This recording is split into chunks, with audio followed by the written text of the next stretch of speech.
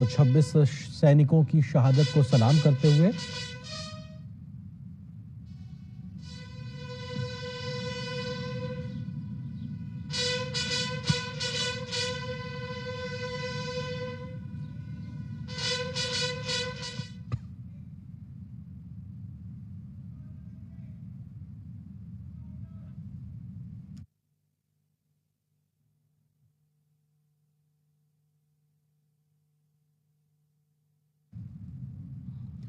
और ये तस्वीरें कारगिल युद्ध स्मारक द्रास से, जहां पे प्रधानमंत्री नरेंद्र मोदी पहुंचे और 140 करोड़ भारतीयों की ओर से उन्होंने श्रद्धांजलि अर्पित की।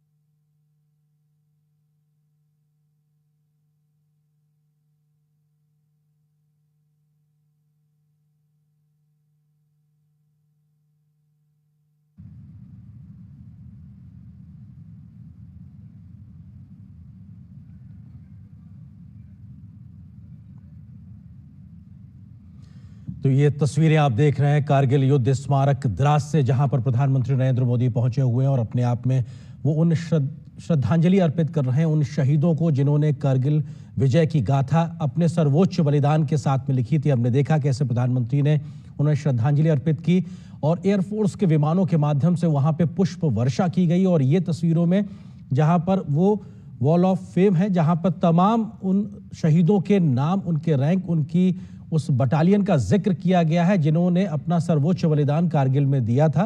और ये अपने आप में वो दिखाता है कि उन शहीदों की शहादत को याद करने के लिए इस दीवार पर पीतल के बड़ी पट्टिका पर सभी का नाम अंकित किया गया है और यहाँ पर एक विजय स्तंभ के तौर पर उस प्रतीक को भी बनाया गया है जो ये दिखाता है कि कैसे भारतीय रणबांकुरों ने उस दुर्गम इलाके में दुनिया की सबसे ऊंची लड़ी गई लड़ाई को जीत के दिखाया था। हमारे साथ में खास मेहमान कारगिल युद्ध में अपनी सहभागिता करने वाले कर्नल गिरीश कुमार मेहदी रत्ता जी लगातार जुड़े हुए हैं। और मेहदी रत्ता जी, एक बार फिर से आपसे समझना चाहेंगे कि 25 साल के बाद देश का सर्वोच्च नेतृत्व जब अब उन शहीद जवानों को याद करता है, वह मौजूद है, तो ये दिखाता है कि 140 करोड़ भारतीय सम्मान के साथ में वहां मौजूद हैं और सबका सर झुका हुआ है उन शहीदों के शहादत के आगे। कर्नल मेहदी रत्ता जी। बिल्कुल सही कहा आपने, सर झुका हुआ है शहादत के आगे। मैंने आपको बता रहा था कि ये जो लड़ाई हुई है, ये हथियार is important in the war, जरूरी है, but it is man behind the weapon which matters most. And भारतीय सेना का जो ह्यूमन रिसोर्स है, जो यंग ऑफिसर्स हैं, जो सोल्जर्स हैं, उन्होंने जो अपना रण कौशल दिखाया, उस रण कौशल का कहीं पर भी दुनिया में आपको पैरेलल नहीं मिलेगा। मैंने आपको अभी भी पहले भी कह रहा था कि हमारे जो यंग ऑफिसर्स थे उनकी उम्र सिर्फ 22 साल की एवरेज उम्र थी। और अगर आप रेशियो देखें जो हमारी कैजुअल्टीज हुई हैं उन रणबांकुरों की, उस युद्ध के अंदर करीबन 500 रणबांकुरे जवानों ने अपनी शहादत दी थी। और अगर आप रेशियो देखें तो ये रेशियो बनता है 1:16, यानी एक ऑफिसर के पीछे 16 जवानों की शहादत हुई थी। ये दुनिया में अपने आप में एक बहुत बड़ी मिसाल है। ऐसा सेकेंड वर्ल्ड वॉर से लेकर अभी तक कहीं नहीं हुआ है कि इतने ऑफिसर्स अपनी जान की आहुति दे दें। तो ये लीडर्स जो थे, जो यंग लीडर्स थे, ये लड़ाई उन लीडर्स और ये जो हमारे रणबांकुरे जवान थे उनकी मेहनत का फल है। सर आप जो ये बात कर रहे हैं, यहीं पे इस बात को मैं थोड़ा आपसे ही बेहतरी से समझना चाहता हूं, क्योंकि आपने यंग ऑफिसर्स का जिक्र किया और उस वक्त शहादत देने वाले 526 लोगों की, जवानों की जो औसत उम्र आप 22 साल का जिक्र कर रहे हैं, और इतनी बड़ी संख्या में शहादत होने की बड़ी वजह ऑफिसर्स का जो आप जिक्र कर रहे हैं वो भी ये क्योंकि अपनी टुकड़ी का नेतृत्व खुद जो अधिकारी होता है वो स्वयं सबसे आगे रह के करता है। ये भी हमारे ऑफिसर्स के करेज को और कैसे लीड करना है, लीडिंग फ्रॉम द फ्रंट, उस जज्बे को दिखाता है। किस तरीके से उस बात को आप रखेंगे आज सामने? मैं बिल्कुल आपको यही कहना चाह रहा था कि ये जितनी भी लड़ाइयां हुई वहां, जितनी भी लड़ाइयां हुई, चाहे वो बटालिक सेक्टर में हुई, चाहे कारगिल दराज मशको सेक्टर्स में हुई, चाहे वो तोलोलिंग की लड़ाई थी, चाहे वो 5140 की लड़ाई थी, चाहे 4875 की लड़ाई थी, चाहे टाइगर हिल की लड़ाई थी, हर एक लड़ाई में the officers led from the front. जब ऑफिसर आपका आगे चलता है तो जवान is doubly motivated. He says मेरा ऑफिसर आगे जा रहा है, तो उसके अंदर जो जज्बा पैदा होता है, और उस जज्बे की बहुत जरूरत थी उस लड़ाई में।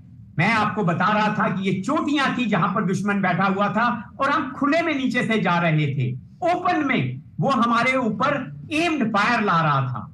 उसी के बारे में मैं पहले भी बात कर रहा था कि 3 मई से लेकर 13 जून तक हमें सक्सेस इसलिए नहीं मिली थी कि हमारा तोपखाना वहां पूरे तरीके से नहीं पहुंचा था। मगर जब हमारा तोपखाना वहां पहुंचा और दुश्मन का हमने सिर नीचे कर दिया, उसके बाद हमारे रणबांकुरों को रोकने वाला कोई नहीं था।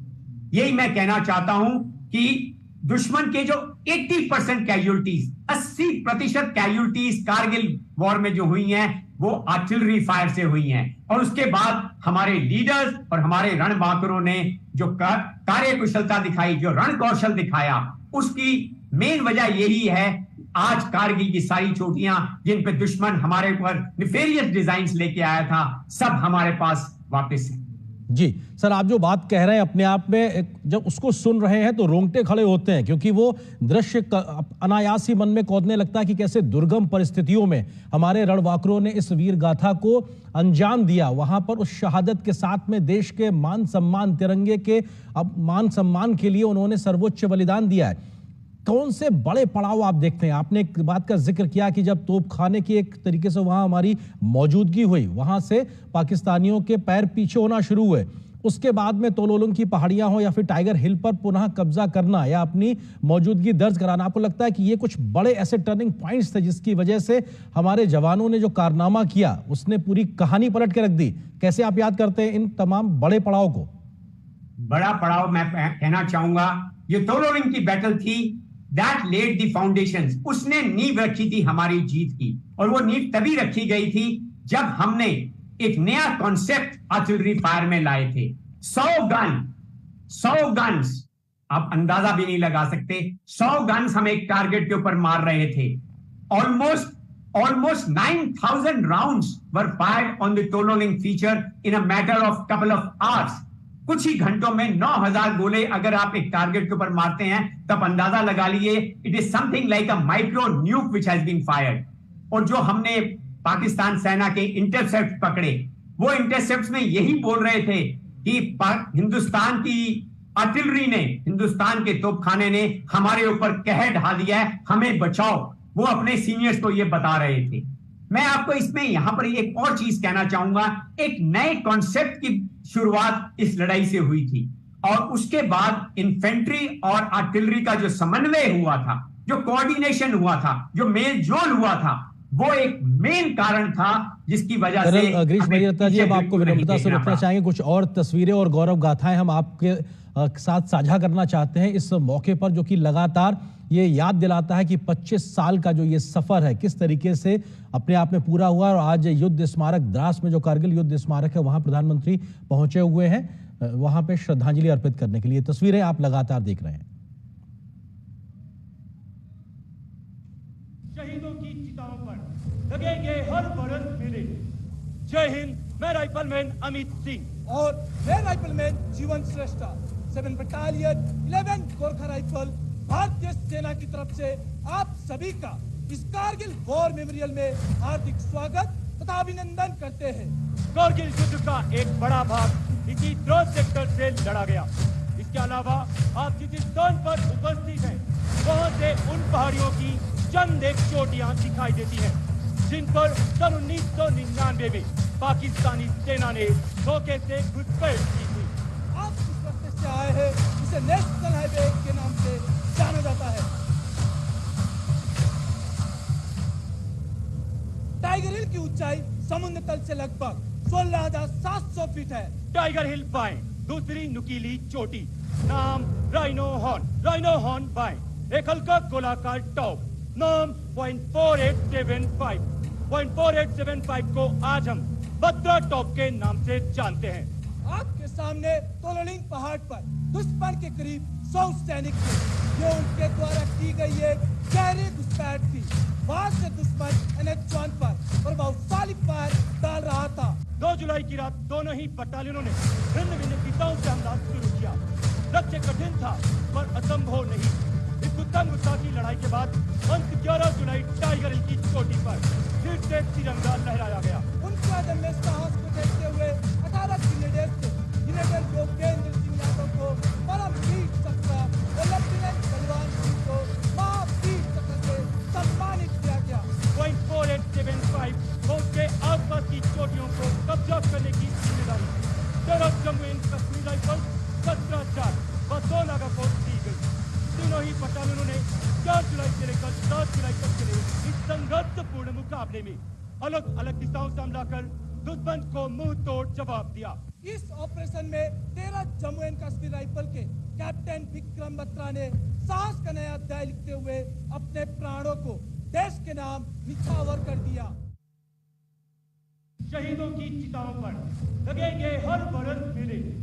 जय हिंद, मैं राइफलमैन अमित सिंह। और मैं राइफलमैन जीवन श्रेष्ठा, 7 बटालियन 11 गोरखा राइफल भारतीय सेना की तरफ से आप सभी का इस कारगिल वॉर मेमोरियल में हार्दिक स्वागत तथा अभिनंदन करते हैं। कारगिल युद्ध का एक बड़ा भाग इसी द्रोण सेक्टर से लड़ा गया। इसके अलावा आप जिस स्थान पर उपस्थित हैं, वहां से उन पहाड़ियों की चंद एक चोटियां दिखाई देती हैं, जिन पर सन 1999 में पाकिस्तानी सेना ने धोखे से घुसपैठ की थी। आप जिस रास्ते से आए हैं, इसे नेशनल हाईवे के नाम से जाना जाता है। टाइगर हिल की ऊंचाई समुद्र तल से लगभग 16,700 फीट है। टाइगर हिल बाएं, दूसरी नुकीली चोटी, नाम राइनो हॉर्न बाएं, एक हल्का गोलाकार टॉप, नाम 0.4875 0.4875 को आज हम बत्रा टॉप के नाम से जानते हैं। आपके सामने तोलोलिंग पहाड़ पर दुश्मन के करीब 100 सैनिक थे। ये उनके द्वारा की गई एक गहरी घुसपैठ थी। वहां से दुश्मन NH-1 पर प्रभावशाली फायर डाल रहा था। 2 जुलाई की रात दोनों ही बटालियनों ने भिन्न भिन्न दिशाओं से हमला शुरू किया। लक्ष्य कठिन था पर असंभव नहीं। इस उत्तम गुस्सा की लड़ाई के बाद अंत 11 जुलाई टाइगर हिल की चोटी पर फिर से तिरंगा लहराया गया। उनके अदम्य साहस को देखते हुए 18 ग्रेनेडियर योगेंद्र सिंह यादव को परमवीर चक्र और लेफ्टिनेंट बलवान सिंह को महावीर चक्र से सम्मानित किया गया। 0.4875 फौज के आसपास की चोटियों को कब्जा करने की जिम्मेदारी 13 जम्मू एंड कश्मीर राइफल्स, 17 जाट व 2 नागा फोर्स दी गई। तीनों ही बटालियनों ने 4 जुलाई से लेकर 7 जुलाई तक चले इस संघर्षपूर्ण मुकाबले में अलग अलग दिशाओं से हमला कर दुश्मन को मुंह तोड़ जवाब दिया। इस ऑपरेशन में 13 जम्मू एंड कश्मीर राइफल के कैप्टन विक्रम बत्रा ने साहस का नया अध्याय लिखते हुए अपने प्राणों को देश के नाम निछावर कर दिया। शहीदों की चिताओं पर लगेंगे हर बरस मेले। जय हिंद, मैं राइफलमैन अमित सिंह और मैं राइफलमैन जीवन श्रेष्ठा 7 बटालियन 11 गोरखा राइफल भारतीय सेना की तरफ से आप सभी का इस कारगिल वॉर मेमोरियल में हार्दिक स्वागत तथा अभिनंदन करते हैं। कारगिल युद्ध का एक बड़ा भाग इसी द्रोण सेक्टर से लड़ा गया। इसके अलावा आप जिस स्थान पर उपस्थित हैं, वहां से उन पहाड़ियों की चंद एक चोटियां दिखाई देती हैं, जिन पर सन 1999 में पाकिस्तानी सेना ने धोखे से घुसपैठ की थी। आप जिस रास्ते से आए हैं, इसे नेशनल हाईवे के नाम से जाना जाता है। टाइगर हिल की ऊंचाई समुद्र तल से लगभग 16,700 फीट है। टाइगर हिल बाएं, दूसरी नुकीली चोटी, नाम राइनो हॉर्न बाएं, एक हल्का गोलाकार टॉप, नाम 0.4875 0.4875 को आज हम बत्रा टॉप के नाम से जानते हैं। आपके सामने तोलोलिंग पहाड़ पर दुश्मन के करीब 100 सैनिक थे। ये उनके द्वारा की गई एक गहरी घुसपैठ थी। वहां से दुश्मन NH-1 पर प्रभावशाली फायर डाल रहा था। 2 जुलाई की रात दोनों ही बटालियनों ने भिन्न भिन्न दिशाओं से हमला शुरू किया। लक्ष्य कठिन था पर असंभव नहीं। इस उत्तम गुस्सा की लड़ाई के बाद अंत 11 जुलाई टाइगर हिल की चोटी पर फिर से तिरंगा लहराया गया। उनके अदम्य साहस को देखते हुए 18 ग्रेनेडियर योगेंद्र सिंह यादव को परमवीर चक्र और लेफ्टिनेंट बलवान सिंह को महावीर चक्र से सम्मानित किया गया। 0.4875 फौज के आसपास की चोटियों को कब्जा करने की जिम्मेदारी 13 जम्मू एंड कश्मीर राइफल्स, 17 जाट व 2 नागा फोर्स दी गई। तीनों ही बटालियनों ने 4 जुलाई से लेकर 7 जुलाई तक चले इस संघर्षपूर्ण मुकाबले में अलग अलग दिशाओं से हमला कर दुश्मन को मुंह तोड़ जवाब दिया। इस ऑपरेशन में 13 जम्मू एंड कश्मीर राइफल के कैप्टन विक्रम बत्रा ने साहस का नया अध्याय लिखते हुए अपने प्राणों को देश के नाम निछावर।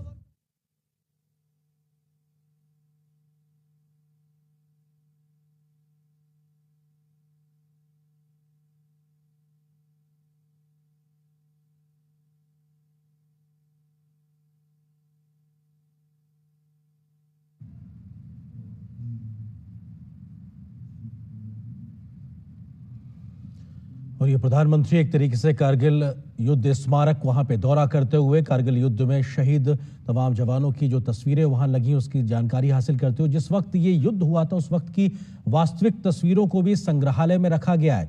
कौन से साजो सामान इस्तेमाल किए थे भारतीय सैनिकों ने, उसका भी संग्रहित किया गया है। तो पाकिस्तान के कब्जे से बरामद किए गए गोला बारूद और तमाम अन्य प्रकार के सामान को भी इस संग्रहालय में संरक्षित किया गया है। भारतीय शौर्य की गाथाएं भी यहाँ पे लिखी गई हैं। किस तरीके से जो वीर शहीद सैनिक हैं उनकी कहानियां थी, कैसे उन्होंने इस युद्ध को अंजाम तक पहुंचाया, उसका जिक्र भी इस संग्रहालय में साफ तौर से रखा गया है। किन किन रेजिमेंट्स के तमाम जवानों ने जो अपना योगदान दिया है, जिन हथियारों से इस लड़ाई को लड़ा, लेकिन जो जज्बे की कहानियां हैं वो भी यहाँ पर कविताओं के तरीके से उकेरी गई हैं उनके याद उनको करने के लिए। और ये अपने आप में दिखाता है कि देश के लिए सर्वोच्च बलिदान देने वालों को देश भूला नहीं है। आज भी उनके इस योगदान के लिए 140 करोड़ भारतीय सम्मान के साथ अपना सर झुकाते हैं। ऐसे तमाम योद्धाओं ने जिन्होंने भारतीय मान सम्मान, तिरंगे के मान सम्मान के लिए जो काम किया, अपना जो सर्वोच्च बलिदान दिया, उसका नमन करने के लिए प्रधानमंत्री का पहुंचना ये दिखाता है कि पूरा देश उन शहीदों की शहादत के आगे खड़ा हुआ है। और ये तमाम प्रकार के वहाँ पे डायग्राम्स भी बनाए गए हैं जिसमें वो भौगोलिक परिस्थितियों को दर्शाया गया है कि कैसे नीचे की जगह से ऊपर तक के वहाँ तक पहुँचे। हट ऑफ रिमेम्बरेंस है जहाँ पर, और यहाँ पे अमर संस्मरण जो एक तरीके से यहाँ संग्रहित किए गए हार्ट ऑफ रिमेम्बरेंस के तौर पर इस युद्ध स्मारक का वो हिस्सा जाना जाता है जहाँ पर तमाम चीज़ों को सहेजा गया है। और यहाँ पर वो भी साजो सामान रखा गया है जो पाकिस्तानियों के कब्जे से बरामद किया गया था। और हार्ट ऑफ रिमेम्बरेंस अपने आप में उन शहीदों की तमाम यादों का जिक्र भी करता है और तमाम ऐसे पत्र भी जो उन वीर जवानों ने अपने परिजनों को लिखे थे जिसमें देशभक्त की भावना से ओतप्रोत वो शब्द, वो भावनाएं कहीं ना कहीं झलकती हैं, उन सबको संग्रहित करने का काम भी किया गया है। तो सिर्फ इतना ही नहीं कि उन शहीदों को हम याद करते हैं, बल्कि उनके जीवन से जुड़ी हुई, उनकी शौर्य गाथाओं से जुड़ी हुई तमाम बातों को इस रिमेम्बरेंस स्थल पे यहाँ पे रखा गया है। और उसके बारे में प्रधानमंत्री नरेंद्र मोदी जानकारी हासिल करते हुए और विभिन्न जो बटालियंस हैं उनके जो अफसर्स थे, उनके जो जवान थे जिन्होंने अपनी शहादत दी है, जिन्होंने अपनी कुर्बानी दी है, उनकी तस्वीरें भी यहाँ पे मौजूद हैं और उनके नामों को भी अंकित किया गया है।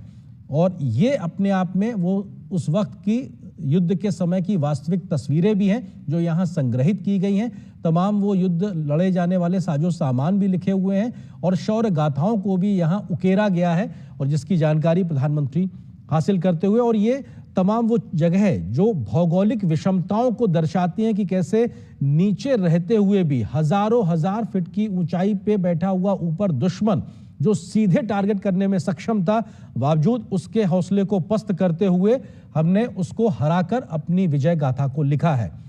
तो ये तस्वीरें आप लगातार प्रधानमंत्री के दौरे से जुड़ी देख रहे हैं और ये ग्रुप फोटो है जिसमें तमाम वो परिजन मौजूद हैं जिनके परिजनों ने शहादत दी है। उस वक्त के जो तमाम जो शहादत देने वाले लोग हैं उनके परिजन भी मौजूद हैं, प्रधानमंत्री की मौजूदगी है, तमाम सेना के बड़े अधिकारी मौजूद हैं और ये दिखाता है कि परिजनों के साथ पूरा देश आज खड़ा हुआ है और तिरंगे की तले ये सबकी मौजूदगी दिखाता है कि ये भारत माता की जय और भारत के इस तिरंगे और मान सम्मान के लिए पीछे दिख रही इन चोटियों, भले ही ये जमीन का एक टुकड़ा मात्र कहा जाए लेकिन वो एक टुकड़ा नहीं, हमारे मान सम्मान का प्रतीक है जिसकी एक एक इंच जमीन को हमने अपनी शौर्य की गाथाओं से अपने लहू को बहाकर हासिल किया और दिखाया दुनिया को और दिखाया पाकिस्तान को कि आपकी एक भी नापाक हरकत को हम नेस्तनाबूद कर देंगे। और ये उस अमर गाथा, उस विजय पथ की कहानी है जो हमारे देश के रणबांकुरों ने, सेनाओं ने मिलकर लिखी है आज से 25 साल पहले कारगिल के युद्ध में। और आज 25 साल का ये पड़ाव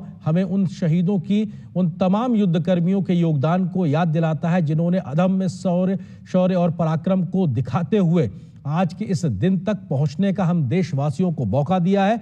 26 जुलाई 1999 वो दिन जब उस वक्त प्रधानमंत्री रहे अटल बिहारी वाजपेयी जी ने युद्ध जीतने की घोषणा की थी और ये कहा था कि अब ये ऑपरेशन विजय पूरा हुआ है और देश ने इस युद्ध को जीत लिया है। तमाम ऐसे मौके आए जब हमारी तमाम रणनीतियां उतनी कारगर साबित होती नजर नहीं आई, लेकिन हर बदलते दिन के साथ हमने अपनी रणनीति को बदला। कैसे इन्फेंट्री ने अपनी लड़ाई लड़ी, कैसे वायुसेना ने अपने मोर्चेबंदी की और उसके बाद जाके पाकिस्तान की इस घुसपैठ की कोशिश को पूरी तरह नाकाम किया गया। पाकिस्तान के उस वक्त के प्रधानमंत्री नवाज शरीफ अमेरिका दौड़कर गए थे किसी तरीके से हमको और हमारे देश को बचा लीजिए, क्योंकि हिंदुस्तान ने इस बात का प्रण लिया था कि हम अपनी एक एक इंच जमीन वापस लेने तक रुकने वाले नहीं हैं। और यह संदेश साफ तौर से दुनिया को दिया गया था और उस वक्त हिंदुस्तान को इस लड़ाई में कई प्रकार से कुछ देशों की जो मदद भी मिली, जिसमें इजराइल का नाम बेहतरी से आता है कि युद्ध सामग्री की एक मौजूदगी होना भी बहुत मायने रखता है। लेकिन साजो सामान ही नहीं, युद्ध के गोली बारूद और गोला ही नहीं, बल्कि जो जज्बे की कहानी, जिस जज्बे से इस युद्ध को भारतीय रणबांकुरों ने, नौजवानों ने, जवानों ने उस वक्त लड़ा, ये उसकी कहानी है। और शायद इसीलिए कारगिल युद्ध स्मारक में एक विजय पथ का निर्माण भी किया गया है, जिसके दोनों ओर तमाम शहीदों के बारे में जानकारी लिखी गई। और उस विजय पथ को विजय पथ नाम ही इसलिए दिया गया है कि इस पथ के माध्यम से आप जब वहां से गुजरेंगे तो तमाम उन शहीदों के नाम, स्मारक और उनकी गाथाओं को वहां उकेरने से, पढ़ने के आप जान पाएंगे कि कैसे इस माध्यम से, इस शौर्य गाथा के तरीके से इन्होंने अपना जो योगदान दिया है, तब जाकर आज ये तिरंगा यहां पर अपनी पूरे आन बान के साथ लहराता नजर आ रहा है। ये ग्रुप फोटो प्रधानमंत्री की मौजूदगी कारगिल युद्ध स्मारक द्रास में और ये वीर भूमि में प्रधानमंत्री ने श्रद्धा सुमन अर्पित किए और अपने आप में पूरे देश की ओर से ये प्रधानमंत्री का सर झुकना ये दिखाता है उन शहीदों के सम्मान में कि पूरा देश आज उनके सम्मान में अपना सर झुकाकर खड़ा हुआ है, नतमस्तक है, क्योंकि देश के लिए जब उन्होंने कुर्बानी दी तब जाकर आज देश तरक्की के इस रास्ते पे आगे बढ़ता नजर आ रहा है। चाहे वो आर्थिक सामाजिक गतिविधियों में हम जो भी ऊंचाइयां हासिल कर रहे हैं, आज वैश्विक पटल पर भारत को जो भी मान सम्मान मिल रहा है, उसकी बड़ी वजह यह है कि हमारे सीमाओं को सुरक्षित रखने के लिए जो योगदान देश की सेना, वायुसेना, नौसेना देती है, वो अपने आप में अतुलनीय है। खुला सुरंग प्रथम विस्फोट कार्यक्रम के ऐतिहासिक समारोह में माननीय प्रधानमंत्री श्री नरेंद्र मोदी जी एवं सभी गणमान्य अतिथिगणों का हार्दिक स्वागत एवं अभिनंदन करती हूं। जैसे कि आप सभी को ज्ञात है कि शृंखला सुरंग के निर्माण कार्य का शुभ आरंभ माननीय प्रधानमंत्री जी के कर कमलों द्वारा पहले विस्फोट से किया जाएगा।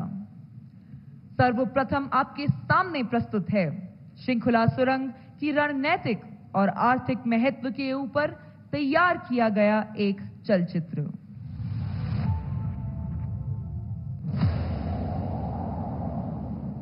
भारत के सुदूर उत्तर में बसा सीमावर्ती केंद्र शासित प्रदेश लद्दाख अपनी भौगोलिक स्थिति एवं कठिन मौसम की वजह से दुनिया के सबसे कठिन इलाकों में भी जाना जाता है।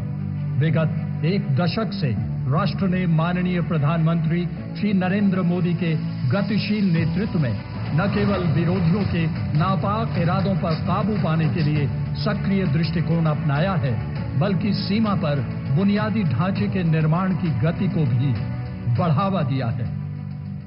बॉर्डर एरिया डेवलपमेंट और सीमा पर सड़कें, पुल बनाने का काम भी बहुत तेजी से हुआ है।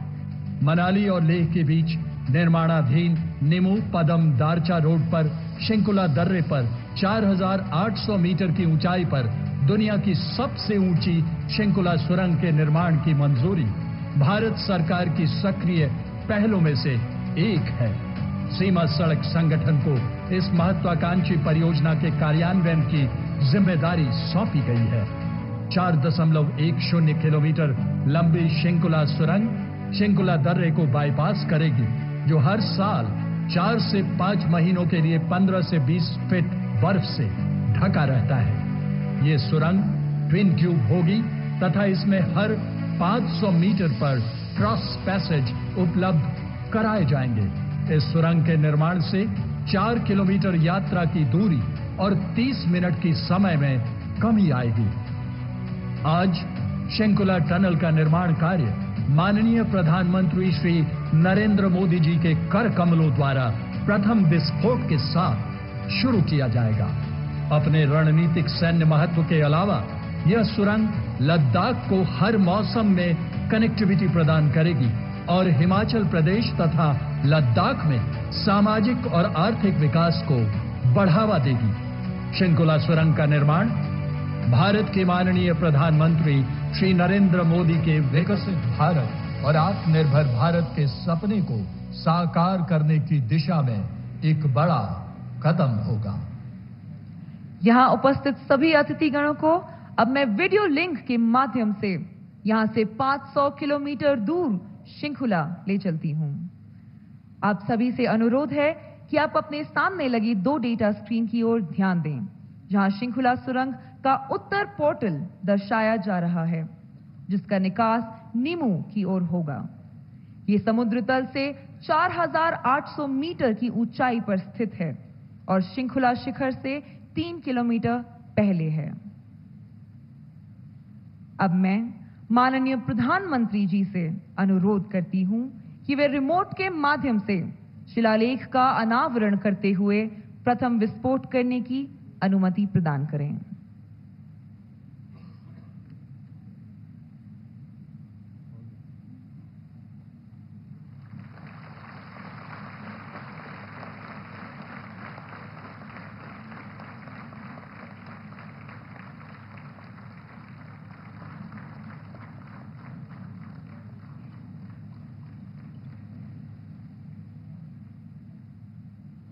अब कुछ ही क्षणों में आप श्रृंखला सुरंग का पहला विस्फोट देखेंगे, जिससे सुरंग के निर्माण कार्य की शुरुआत होगी।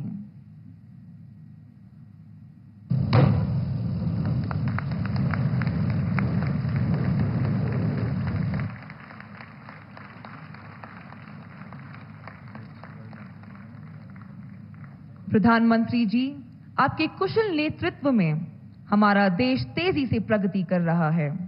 आपकी दूरदर्शिता और सशक्त नीतियों ने हमें आत्मनिर्भर भारत की ओर अग्रसर किया है। मैं आपसे निवेदन करती हूं कि वे इस शुभ अवसर पर अपने बहुमूल्य वचनों से हम सभी का हौसला बढ़ाते हुए हमारा मार्गदर्शन करने की कृपा करें। माननीय प्रधानमंत्री जी।